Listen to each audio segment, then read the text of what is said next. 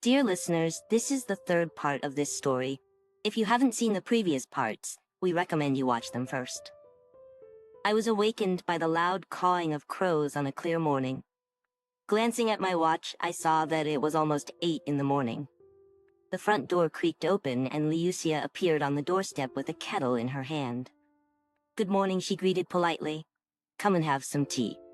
I looked at the table and saw a plate with a loaf of bread and a cup in the middle. "Hello, Lucia. Have you already had tea?" I asked as I bent over to rub my feet and restore blood circulation. "What? I'm later after you," she replied, somehow frightened. "Bring another cup and sit down." I pulled out a stool for her. It wasn't much of a breakfast, as it seemed my guest was too afraid to open the refrigerator. I got up and opened the door, taking out a can of stew and some eggs. "Have a seat. We're about to have a real breakfast," I said, grabbing my groceries and heading back to the hallway. I quickly washed my face at the washstand hanging in the corridor. In 15 minutes, the table was decorated with a frying pan of fried eggs and stew, a plate of butter, and a vase of sweets. Liucia sat motionless with her hands folded in her lap. "But what about you? Eat or it will get cold," I urged. I put a big piece of eggs on her plate and poured a cup of fragrant tea. "Will you eat with me?" she asked quietly, looking straight ahead. "Of course, let's eat. Otherwise I have to go to town," I replied, eating with gusto and drinking sweet tea. "Thank you, but I should probably go." "Ivan would be angry," Lucia said uncertainly. "He threw you out? Why should he be angry? What will you have for breakfast?" I got up from the table. "I have to go now. Eat, don't hurry. Don't put the dishes away. Lock the house and put the key over the front door." 40 minutes later, I arrived at the courthouse. It didn't take me long to process the divorce papers, and by 10 to 11, I was sitting on a bench in the square in front of the court. I had left the car a block away just in case. At precisely 11 o'clock, Sveta's black Lexus stopped in front of the courthouse. My wife looked like a goddess who had come down to earth. I silently watched her appearance in public, making no attempt to attract her attention. It is necessary. She will see for herself, I thought to myself. And she did see. A slight grimace of dissatisfaction flashed on her face as she walked towards me. "Hello, Yura." She sat down on the edge of the bench, scenting me with expensive perfume. "How long have you been waiting?" I was silent. "Are you sulking at me?" After all, nothing terrible happened. After living with you for so many years, I've earned the right to a private life. I still love you, and I'm not going to change anything in our lives. But I'm a woman. I want attention and love.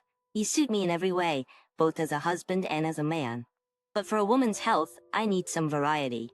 That boy you scared to death, I need him to keep me in shape and keep me healthy." After all, she looked at me questioningly, waiting for a reaction, but I stubbornly remained silent. Even Masha supported me. She totally agreed with me and thought that having a young partner at my age is quite normal. By the way, Igor, a friend of her young man, was the one who asked him to find me a healthy, understanding boy. My eyes went black. My daughter was looking for a lover for her mother. Spitting on me, her father. They were discussing the subject with each other. And I also wondered why Masha smirks and looks at me contemptuously. She and her mother had long ago stopped respecting me as a father and husband. As a man, finally. "Yura, finish doing nonsense and go back to the family. That's enough. You've satisfied your male ego. Many women in our circle do as I do, and their husbands are fine with it. If you love me, you must understand me." She put her hand on my knee. "Let's go, we must make peace. You are my husband, and I love you. Only you." I almost threw up at these words. I took her hand off my knee with 2 fingers, squeamishly. "Don't waste time with words." I spoke, trying not to look at her. "I filed the divorce papers. I do not see any obstacles to the expansion of your personal life. You can have a few more lovers." "Boris?" Sveta's tone changed. "You're not getting a divorce. Mind you, I'll just put you in an asylum, you idiot. And I'll visit occasionally with my next lover. Or better yet, I'll make you come crawling back to me. And I'll give you a corner. And you'll see me having fun with a young lover every day. And you'll serve us champagne in between sex. Who do you think you are? You're nothing." Sveta's face flushed with righteous anger. Tomorrow, our kids and I are leaving for Cyprus. My business partner has a luxury villa there. We'll be there for 2 weeks, and Igor is coming with me. He will always be there for me, and I'll sleep with him whenever I want. Just so you know, if you come back to your senses, you can join us. If you come to your senses and decide to come back to the family, everything will be as it was before. But if you don't come, it will be like I told you before. Sveta stood up. Here's a plane ticket with an open date. You can come whenever you want. I told you everything. It's up to you. Without saying goodbye, she walked to the car and sat down in the driver's seat. As the car drove away, her daughter's face flashed through the window. I was already on the highway when Dima called. Daddy, is it true? You left Mom? You lived together for so many years. What happened? Did you find someone else? The questions were coming in like peas. Dima, calm down. These are questions you should ask your mother. I was talking, keeping my eyes on the road. Or your sister. Daddy, don't twist my words. Mom and Masha told me everything. How could you? I don't want to know you after that. He turned off the phone. I remembered an expression I read in some book.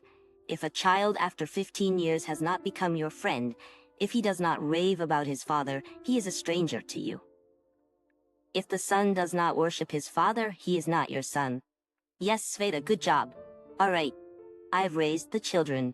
They are not poor. They earn their own money.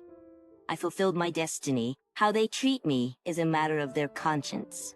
I have nothing to reproach myself for. There was a police car with its blinker on outside my house. I stopped the car and got out. There was a policeman standing on the porch, pounding on the door with his fist. The other one was sitting in the car muttering something into the radio station. I walked around the police and asked politely, "Gentlemen, what's the matter?" The policeman on the porch paid no attention to me, continuing to pound on the door with the tenacity of a woodpecker. "Who are you?" There was a hoarse voice behind me. I turned around. A second policeman was standing there with his stick at the ready, looking at me warily. "Me, the owner of this house, and of this property, which you have entered without my permission. Do you have any papers?" The first one stopped pounding on the door and turned to me. "Yes, they are in the house." I pushed the policeman aside and reached over the door with my hand. There was no key. Someone was in the house. Most likely my guest never got out to his beloved Ivan. "Lucia, it's me. Don't be afraid to open." I knocked on the door. The woman stood at the door itself, for she opened it at once. I stepped into the hallway. The policeman tried to squeeze in behind me. "Gentlemen, do you have a warrant?" The officers looked at me like I was crazy. "This woman's husband has filed a search warrant for her. We have to take her into custody and bring her to the station." As far as I know, she was only kicked out of the house last night. I wonder when her landlord had time to file a report. I spoke very politely, remembering to press the call button on my cell phone in my pocket. "Look," one of the policemen pushed me away and went into the house. "Listen, you. Get ready, your husband is waiting for me." One spoke mockingly, turning to my guest. "And you get ready. Let's see who you are." The second suddenly hit me with a stick under the breath. The blow knocked the breath out of me, and I bent in half with my hands on my chest. Lucia wanted to help me, but one of the policemen grabbed her arm and dragged her to the car. The other one lifted me by the collar and punched me in the chest again. "You should be simpler, uncle, and people will reach out to you." He laughed loudly and resoundingly. "Citizen Ivleva claims that you tricked her into the house and abused her. What do you have to say about that?" The interrogator looked at me predatorily. "By the way, there were traces of beatings on her body. I suppose you did that, didn't you?" "May I see Citizen Ivleva? Frankly, I wanted to get it over with quickly." "Not now." The policeman put aside a fine piece of paper. "Well, shall we confess?"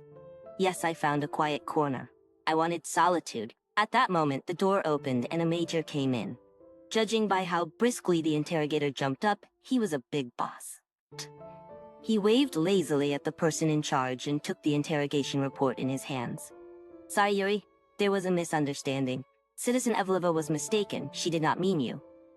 You are free to go." He glared at the policeman and left.